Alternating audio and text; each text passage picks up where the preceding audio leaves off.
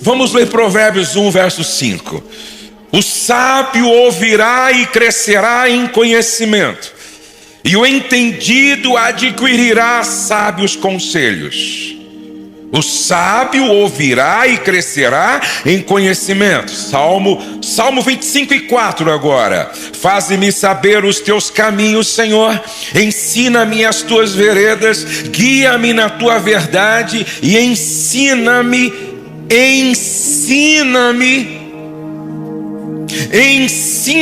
pois tu és o Deus da minha salvação. Por ti estou esperando todos os dias. Eu disse, antes de qualquer coisa, tenha um coração ensinável. Repete comigo, tenha um coração ensinável. O orgulhoso sempre acha que sabe tudo.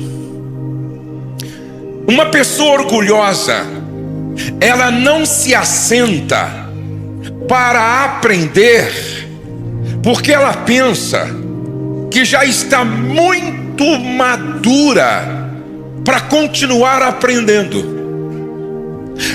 Tem uma frase que eu sempre digo: quem não se assenta para aprender, não se levante para ensinar.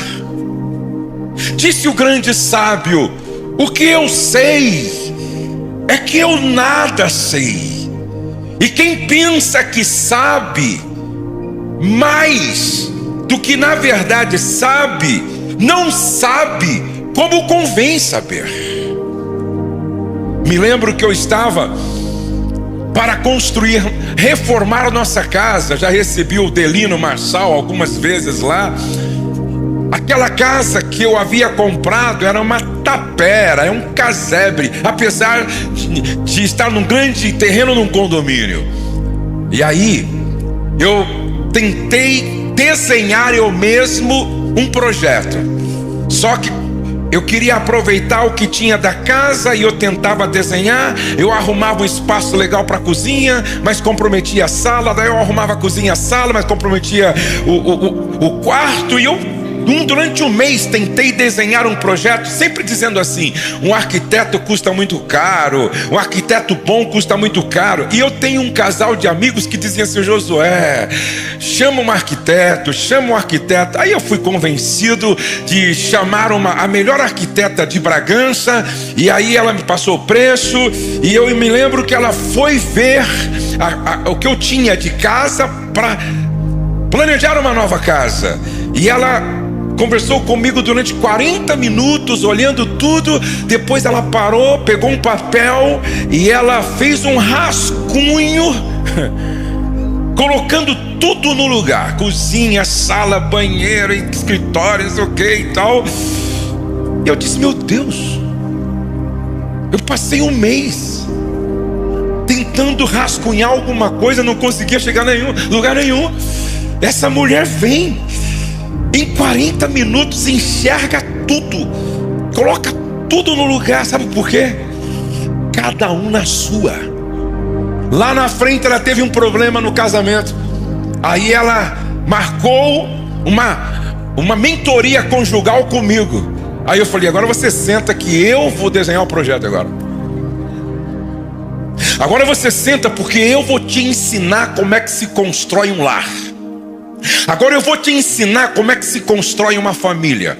Agora eu vou te ensinar como é que você constrói um relacionamento saudável. No caso do meu, já dura 40 anos. Sabe por quê? Ninguém sabe tudo. E se o casamento é uma construção, na construção você precisa do engenheiro, na construção você precisa do arquiteto, na construção você vai precisar do construtor, que vai precisar do pintor, que vai precisar do eletricista, que vai precisar do encanador. Não permita que o seu orgulho faça com que você construa um projeto horrível, porque você quer fazer aquilo que na verdade você não tem conhecimento e autoridade para fazer. É por isso que a vida ela tem uma dinâmica que tem muito a ver com interdependência. Você sabe por que Deus não colocou olhos na sua nuca? Porque Ele nos fez de uma maneira que nós dependemos do outro. Existem pontos cegos na nossa vida que a gente não enxerga. Eu não enxergo debaixo do queixo, eu não enxergo nas minhas costas, por isso eu preciso do outro. Então preste atenção, tenha um coração ensinável, tenha fome de aprender, aprenda com os seus próprios erros. Diz que o inteligente aprende com os próprios erros, o sábio aprende com os erros dos outros.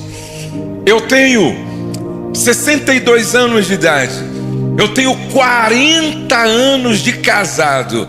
Eu continuo ouvindo conteúdo sobre relacionamento todos os dias, eu continuo lendo todos os dias, eu continuo aprendendo todos os dias. Quem um dia parou de aprender, parou de crescer, e o seu destino é a mediocridade, é a pequenez, é a insignificância.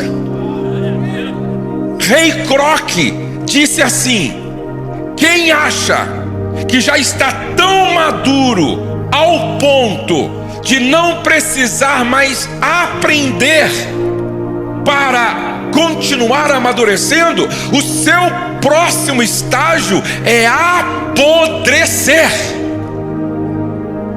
Então nunca pare de aprender. Eu disse para aquele jovem: aprenda todos os dias. Ouça com humildade, com a intenção de aprender, para nunca parar de crescer. Tenha um coração ensinável. Repete comigo: coração ensinável. Eu não sei se vou chegar até o fim, mas não estou preocupado com isso. Eu quero que você leve pelo menos algumas verdades que podem te libertar. O que acontece quando uma pessoa não tem um coração ensinável? Guarda isso. Existem pessoas que são sombras, e tem pessoas que são discípulos e discípulas. Qual a diferença entre o discípulo e a sombra? O discípulo, ele segue aprendendo e ele aprende seguindo. A sombra só segue, e quando o sol se põe, ela desaparece. Então, preste atenção. O discípulo segue aprendendo, aprende seguindo. Aquele que é sombra, ele só segue, mas não aprende. Caim, sombra. Abel, discípulo. Orfa, sombra. Ruth, discípula. Geazi, sombra. Eliseu, que foi discípulo de Elias, discípulo. Judas, sombra. João, discípulo. Ló, sombra. Davi, discípulo. Saul, sombra. E aí você me pergunta, tá, Josué, aonde você quer chegar? É simples. Quem foi o pai de Caim e Abel? Adão. Quem foi Adão? O único homem que ganhou de presente um jardim plantado pelo próprio Deus, e foi o único que saiu das mãos de Deus, recebeu um sopro em suas narinas e teve o privilégio de, durante muito tempo, receber Deus no jardim, na viração do dia, e conversar com Ele. Eu pergunto, Adão conhecia mais Deus do que qualquer outra pessoa, sim ou não? Quem gostaria de ter um dia à mesa com Adão? Levante a mão assim, por favor. Eu queria. Como foi, Adão? ser feita a partir de um barro, receber um sopro em suas narinas e ao despertar se deparar com Deus. Presta atenção. Agora resolve ter um pai que pode nos ensinar muito sobre Deus, mas não ter um coração ensinável. Quem foi a discipuladora de Orfa e de Noemi? Desculpe, de Orfa e de Ruth, Noemi. Agora, Orfa aprendeu, como Noemi não, como Ruth não. Então não adianta você ter uma discipuladora do nível de Noemi se você não tem um coração ensinável. Não adianta você ter um mestre, um professor, um pastor do nível do profeta Samuel se o seu coração é de Saul. Como é que Saul terminou? Ouvindo feiticeiros, consultando feiticeiros. Como é que Saul terminou? Se suicidando. Davi morre com uma marca: homem segundo o coração de Deus. Você nunca vai encontrar na Bíblia Saul dizendo: ensina-me, ó Deus. Eu li para você aqui Davi escrevendo: ensina-me, ó Deus. Então o problema não está no discipulador Adão, no discipulador Samuel, no discipuladora Noemi. O problema não está no mestre Jesus, porque se você não tiver um coração ensinável, em vez de terminar como Pedro, você termina como Judas. Em vez de terminar como João, você termina como Judas. Então, não é o discipulador, não é o marido, não é a esposa, não é o pastor, é o coração que não é ensinável muitas vezes. Coloca a mão no seu coração e diga assim: Senhor, que o meu coração seja ensinável. Ensina-me todos os dias. Eu quero crescer em Ti todos os dias. Amém? Segundo conselho, eu disse para ele o seguinte: você quer ter o céu em casa? Você quer ter uma relação saudável e duradoura? Pratique o princípio da honra. Hebreus 13:4 diz: digno de honra entre todos seja o matrimônio, bem como o leite sem mácula, porque Deus julgará os impuros e adúlteros. Ainda 1 de Pedro 2:17: honrai a todos, amai os irmãos, temei a Deus, honrai o rei. Sabe, amados, presta atenção. Honrar significa reconhecer o valor do outro. Honrar significa reconhecer o valor. Dá para você repetir comigo? Honrar significa reconhecer o valor. Por exemplo, eu cheguei hoje aqui, fui lá na sala onde se recebe os pastores visitantes, e o pastor Rafael, pastor Rafael me entregou um presente da igreja que o pastor Mark deixou para mim. Quando eu abri, eu fiquei admirado com a excelência, eu fiquei admirado com o capricho, eu fiquei admirado com a honra. Sabe por que eles fizeram isso comigo? Sabe por que eles me entregaram um presente, me serviram uma mesa nobre? Isso é honra. Honrar é reconhecer o valor. A maneira como você trata a tua mulher revela qual é o valor dela para você. Quando você diz assim para a esposa: você não passa de uma anta. Quanto vale uma anta? Quando você olha para o teu marido e diz assim, ó, você é um burro. Quanto vale um burro? Quando você diz para um filho, seu porco, quanto vale um porco?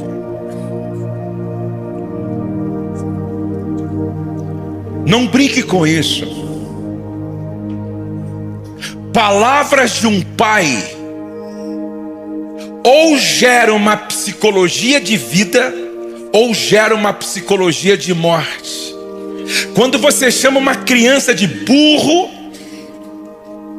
você está pegando o que deveria ser reconhecido como imagem e semelhança de Deus e reduzindo a um animal irracional.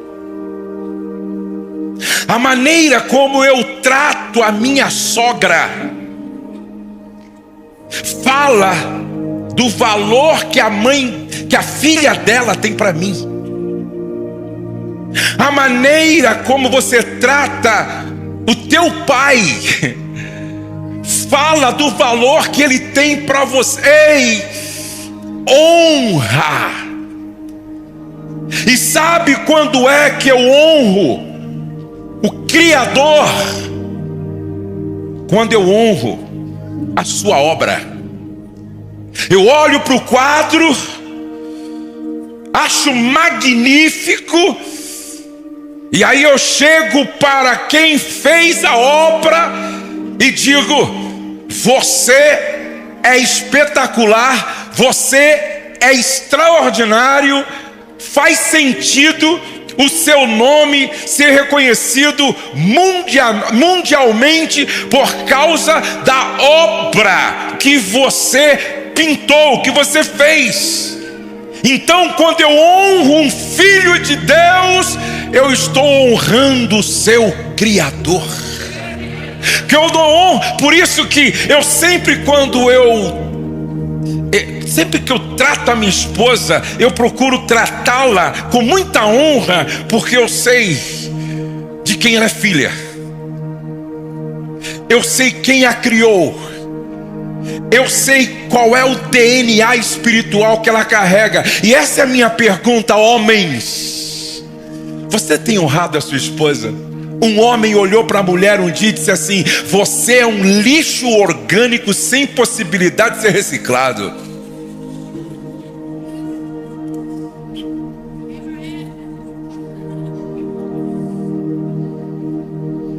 Um dia, um pai, o filho não conseguia tirar notas boas, mas passou no vestibular, entrou na faculdade, e ele tinha muita dificuldade, mas um dia ele tirou nota máxima num trabalho importante. Ele chegou em casa, pegou o trabalho, dobrou o joelho e falou: pai, agora com certeza o senhor vai me aplaudir. Olha a nota máxima que eu tirei nesse trabalho, que era muito importante na faculdade. O pai nem parou, olhou para ele assim e falou: para mim você continua sendo o mesmo bosta.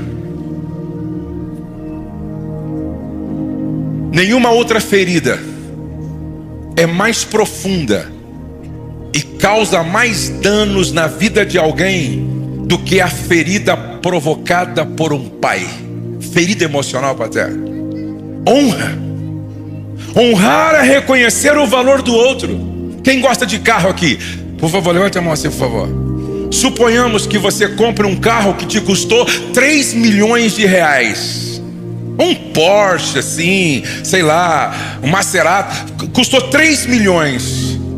Você colocaria nesse carro qualquer combustível, sim ou não? Você colocaria esse carro em qualquer lugar estacionado, sim ou não? Você daria para qualquer um dirigir esse carro, sim ou não? Você mandaria lavar esse carro em qualquer lugar, sim ou não? Por quê? Porque você reconhece o valor que você pagou. Agora, os maridos aqui, por favor. A sua esposa vale mais do que 3 milhões de reais? Então para ela não tem miséria.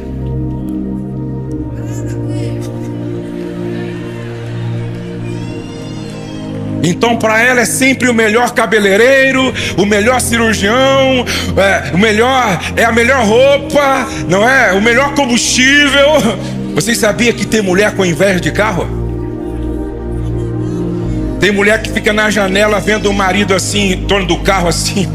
Ela fica assim, meu Deus, como eu gostaria de ser esse carro. Como eu gostaria de ser esse carro. É muita honra para um carro só.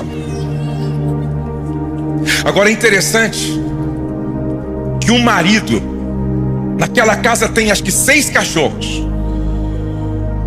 Um dia ele falou assim: Josué, outro dia olhei para minha esposa e minha filha na sala, dando tanto beijo no cachorro, abraço no cachorro, afagando o cachorro, que eu confesso, eu fiquei com inveja do cachorro. Falei, quanta honra para o cachorro e quanta desonra para o marido. Quanta honra para o cachorro e quanta desonra para o pai. Ei, olha para cá. Sabe qual é o grande problema hoje? Nós estamos colocando os pais no asilo, levando os filhos para a creche e saindo para honrar o cachorro. E aí chega assim e fala: vem com o papai, vem com o papai, vem com o papai, vem com o papai.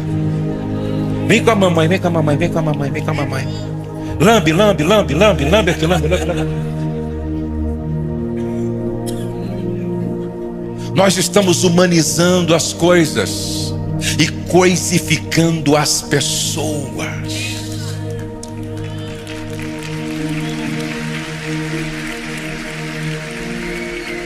Eu preciso honrar meus pais.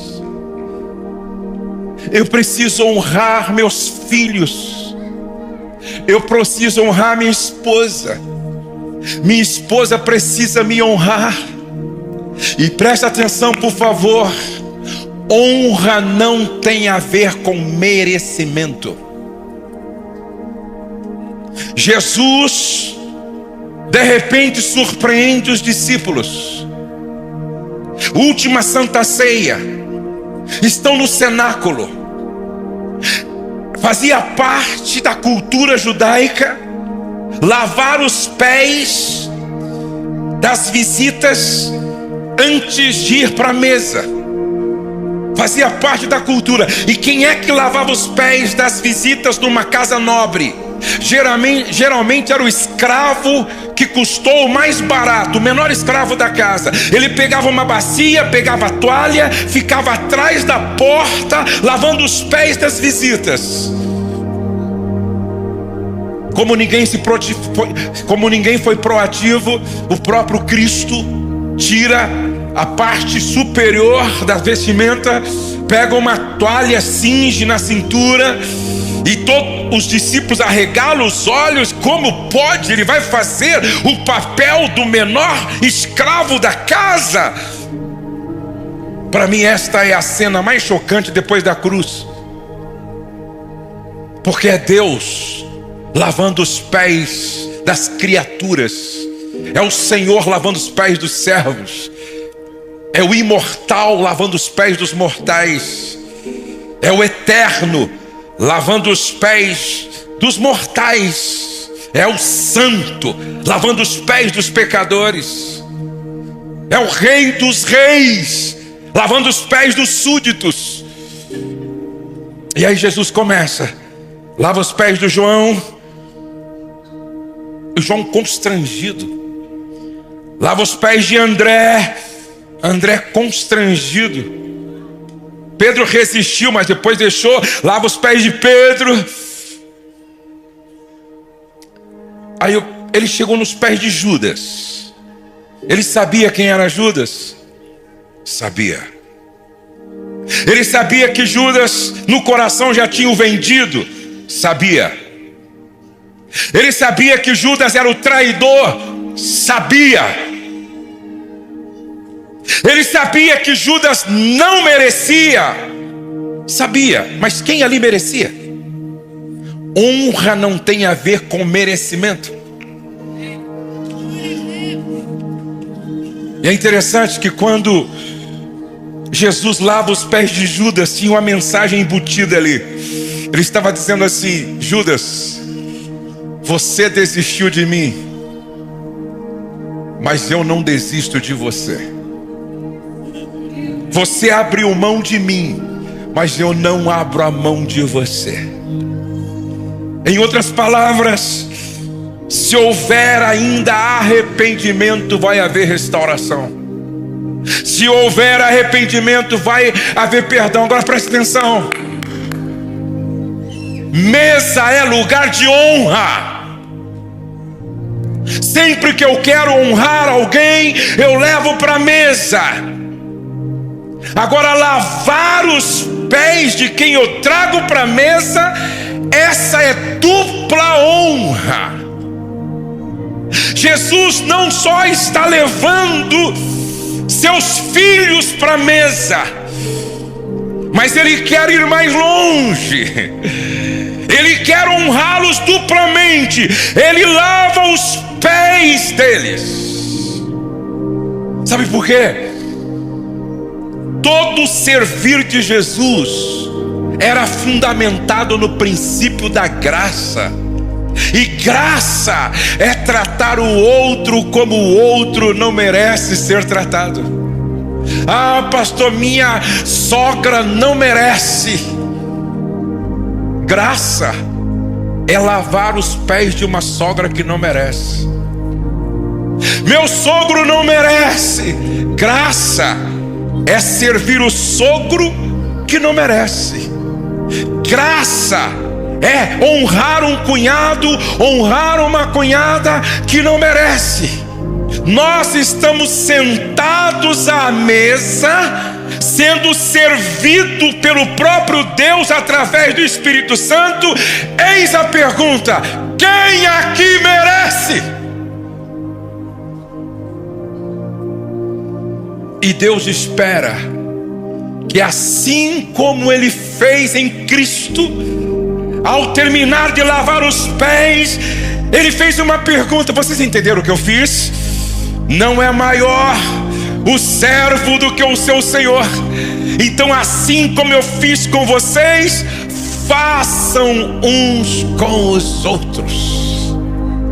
Honrem, não por merecimento, mas porque vocês são filhos da graça. Vocês são filhos do amor incondicional. Vocês são filhos da misericórdia de Deus. E quem é filho de um Deus que é amor, tem que expressar e manifestar amor em todas as suas atitudes. E eu disse para aquele menino: você quer construir o céu na sua casa? Pratique o princípio da honra com base na graça.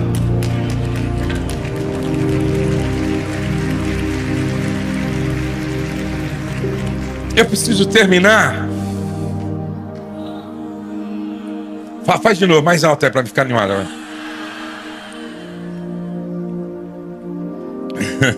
Assim eu volto outra vez, um outro dia. Eu disse assim para ele: pratique a arte da comunicação inteligente. Preste atenção. Pratique a arte da comunicação inteligente. E há um resumo em Tiago 1,19. Sabeis destas coisas, meus amados irmãos, todo homem, pois, seja pronto para ouvir. Diga: pronto para ouvir, tardio para falar, tardio para se irar. Então, ouvir, falar e irar. Preste atenção. Vocês sabiam que a maioria de nós tem muita dificuldade em praticar a comunicação inteligente? Sabia disso? Você sabe ouvir com o coração do outro? Você pratica a escuta ativa? Nós homens, presta atenção, nós homens, sabe quanto tempo a gente consegue prestar atenção numa fala, por exemplo, da esposa? No máximo 5 minutos, no máximo. Se passar disso, ele já dormiu. No máximo 5 minutos. E sabe qual é o nosso grande problema? Nós ouvimos mais preocupado em responder do que compreender. Sabe o que falta para mim, para você e para nós, homens e mulheres? Empatia. Empatia é ser capaz de escutar com o coração do outro, e me impressiona Jesus. Jesus chega em Betânia, e ele era o cara, a ressurreição e a vida. E quando ele chega em Betânia, ele não diz assim: ei Maria, para de chorar, chegou o cara, daqui a pouco você vai virar festa. Ô Marta, para de chorar, para de chorar, para de chorar, pô, para de chorar. Chegou a ressurreição. Não! Jesus era empático.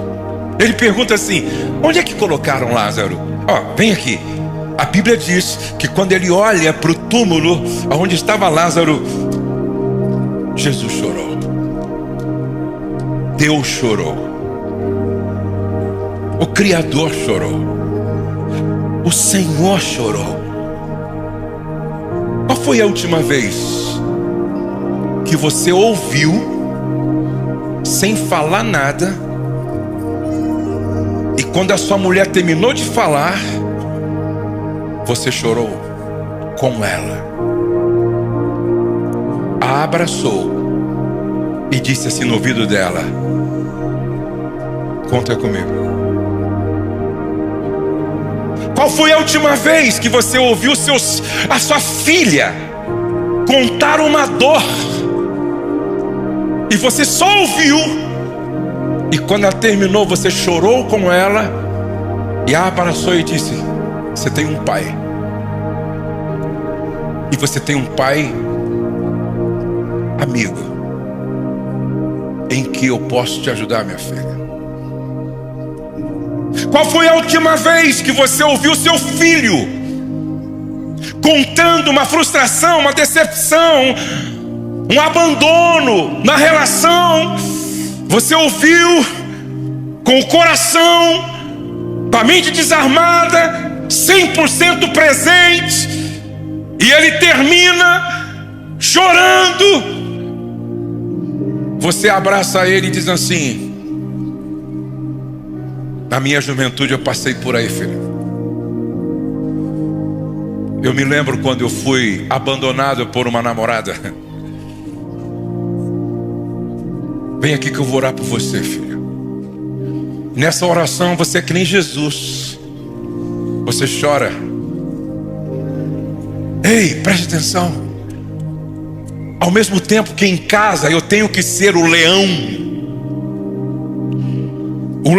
que ruge, o leão que protege, o leão que defende, o leão que governa, o leão que lidera.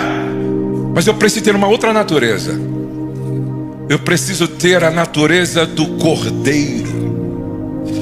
Jesus, ao mesmo tempo que é o leão da tribo de Judá, ele é o cordeiro de Deus, capaz de dizer aonde é que colocaram o meu amigo. E quando ele olha na direção onde estava o amigo morto, ele chora. Ali não é o leão, ali é o cordeiro.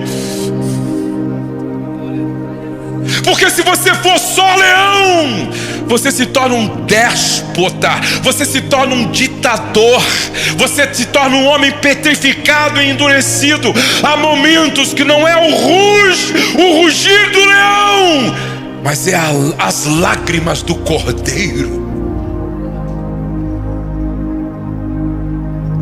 Então, eu preciso ouvir com sensibilidade.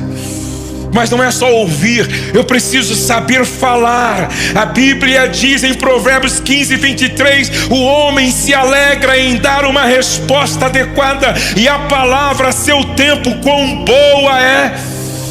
Eu preciso falar com a intenção de edificar.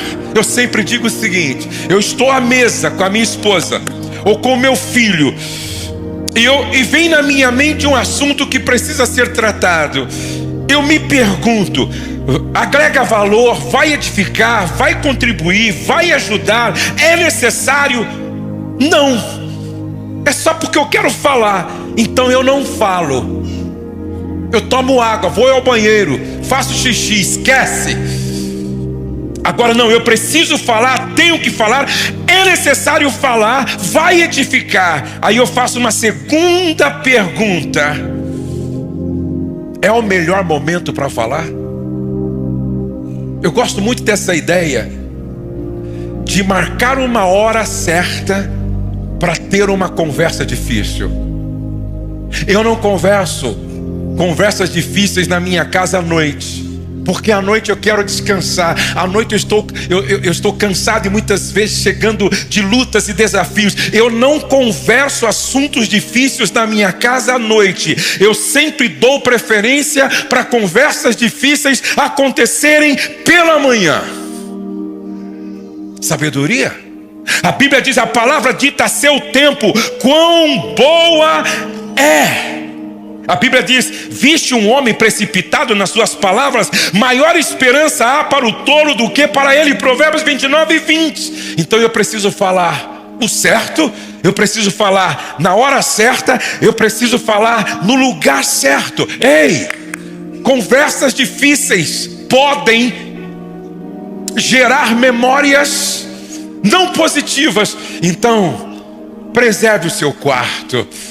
O quarto precisa ser lugar que nos lembre devocionalidade, que nos lembre descanso, que nos lembre namoro, fazer amor. O quarto precisa ser um lugar onde nos lembre aquilo que é positivo. Preserve a mesa.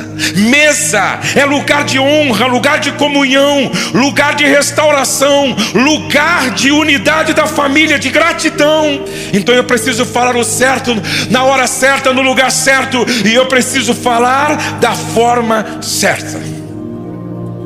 Quarto conselho: seja rápido em perdoar e pedir perdão. Eu disse para ele. E o quinto e último conselho, eu disse, ele chama Ney. Ô Ney, você precisa praticar 2 tipos de amores na relação. Quem está namorando, solteiro, presta atenção e leva isso para casa. Você precisa praticar o amor romântico, Cantares de Salomão, e o amor sacrificial, Efésios capítulo 5. Nunca permita que o romantismo na relação morra. Se o casamento é uma construção, olhem para cá. Se o casamento é uma construção, vamos pensar numa casa. A casa tem um fundamento maravilhoso, a casa tem colunas feitas com muita consistência e responsabilidade, a casa tem um bom telhado, só que ela não tem reboco, ela não tem textura, ela não tem quadros na parede, ela não tem tapete, ela não tem flores, ela não tem ornamentação. Pergunto: essa casa tem graça, sim ou não? Essa casa tem beleza, sim ou não? Essa casa tem vida, sim ou não? Não. A fundação é importante, as colunas são importantes, a estrutura é importante, mas sem a ornamentação, essa casa não tem vida, não tem graça, não tem cor, não tem cheiro. A minha pergunta é: seu casamento tem graça? Seu casamento tem vida? Seu casamento tem cor? Seu casamento tem cheiro? Para onde foi parar o romantismo? Qual foi a última surpresa que você fez que o seu cônjuge até hoje comenta e fala? Aonde foi parar o romantismo? Bobagem! Bobagem vira um casamento que se esquece que o romantismo é a ornamentação de uma casa. Eu disse: Ney, eu tenho 40 anos de vida conjugal, eu ainda surpreendo a minha esposa. Eu tenho 40 anos de vida conjugal, eu ainda mando flores para minha esposa. Eu tenho 40 anos de vida conjugal, eu ainda mando bom dia romântico com um texto de amor para minha esposa. Eu tenho 40 anos de vida conjugal, eu ainda saio para jantar com ela no dia dos namorados e apresenteio. Eu tenho 40 anos de vida conjugal, mas o meu casamento continua sendo revitalizado todos os dias. Não deixe morrer o espírito romântico da sua relação, que vai ficar uma casa sem reboco, uma casa sem textura, uma casa sem cheiro, sem perfume, uma casa sem graça e uma casa sem cor e sem vida. Agora olhem para cá. Eu disse, Ney, você precisa praticar também o amor sacrificial. Porque se a pintura, a textura, as flores, o cheiro, a cor, o tapete, o sofá, o quadro nos fala da beleza ornamental de um casamento, a fundação, as colunas, o alicerce fala do amor sacrificial. É aquele prometo te amar na abundância ou na escassez. Prometo te amar na saúde ou na doença. Prometo te amar andando ou na cadeira de roda. Prometo te amar quando estivermos vivendo um momento que nos dá condição de ir para Paris, Nova York, Cancún, ou estivermos vivendo um momento que não dá para ir para Caldas Novas. Prometo te amar. Aí a minha esposa me diz, eu quero que você vai comigo no médico para a gente saber o resultado da biópsia. A gente chega de férias, eu vou com ela, a gente só pega o elevador, chega na sala do médico, o médico abre o exame, e quando ele abre o exame, ele olha para mim, olha para minha esposa e diz, lamento dizer, sua esposa tem um câncer de 3 centímetros no seio, e é o pior que existe. Se não houver uma providência assim, urgentíssima, isso pode levar a óbito. Quando eu ouvi aquilo, eu fui forte como leão, fui firme. Ele passou todas as instruções, cirurgia, quimioterapia, radioterapia, todas as instruções. A minha esposa segurou também firme ali. Agradecemos o doutor, falamos, vamos começar hoje ainda tudo isso. Peguei na mão dela, peguei o elevador, desci. Quando a gente entrou no carro, naquela manhã, o mundo caiu sobre nós. Ela chora, eu choro, ela chora, eu choro, ela chora, eu choro, ela chora, eu choro. Nós nunca sentimos a morte tão perto. Eu me refaço, pego meu carro, estou em Atibaia, vou para Bragança. Quando eu chego, eu estou indo assim na Fernão Dias, uma estrada, uma árvore frondosa, eu vi, parei meu carro debaixo dela. E olhei para minha esposa chorando e eu disse, Rose, não foi difícil te amar romanticamente. Eu sempre te dei flores, anéis, colar, viagens, roupa, perfume. Não foi difícil escrever versinhos de amor para você. Não foi difícil. O desafio para mim hoje é te amar sacrificialmente. As aplicações de radioterapia, fisioterapia, quimioterapia vai provocar a queda do seu cabelo, você vai ficar careca. Eu prometo te amar. Careca. Você vai engordar, inchar, que é muita medicação. Eu prometo te amar inchadinha. Rose, eu sei que você não vai poder me atender sexualmente durante um período. Eu prometo te amar sem sexo. Eu sei que eu não vou poder contar com você nas minhas viagens pelo mundo afora. Eu prometo te amar aonde quer que eu estiver sem você.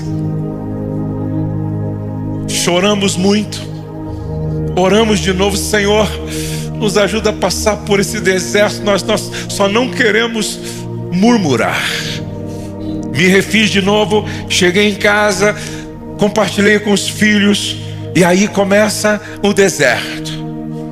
Cirurgia, sessões de quimioterapia, radioterapia, o cabelo cai, minha esposa fica inchada, indisposta, 1 ano de tratamento. Quantas vezes eu acordava 7 horas da manhã, ela já estava acordada desde as 5 horas, e eu olhava para ela banhada de lágrima, e o que dava para fazer era abraçar ela e dizer: o Senhor é o nosso pastor e nada nos faltará. Deitar-nos faz em verdes pastos, guia-nos mansamente às águas tranquilas.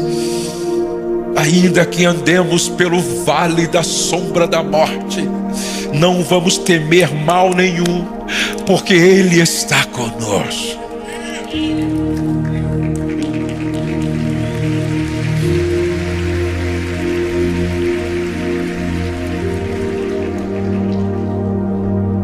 Passaram-se os 12 meses. Minha esposa agora começa a sentir que realmente está curada.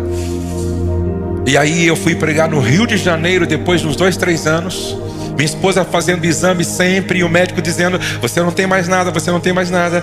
Mas aí eu fui pregar no Rio de Janeiro, e aí um homem que nunca tinha me visto, nunca tinha ouvido essa história, ele chega para mim e ele me saúda e diz assim: descansa o teu coração, a tua esposa já foi curada. Isso faz 20 anos. Minha esposa nunca mais teve nada. Louvado seja o nome do Senhor.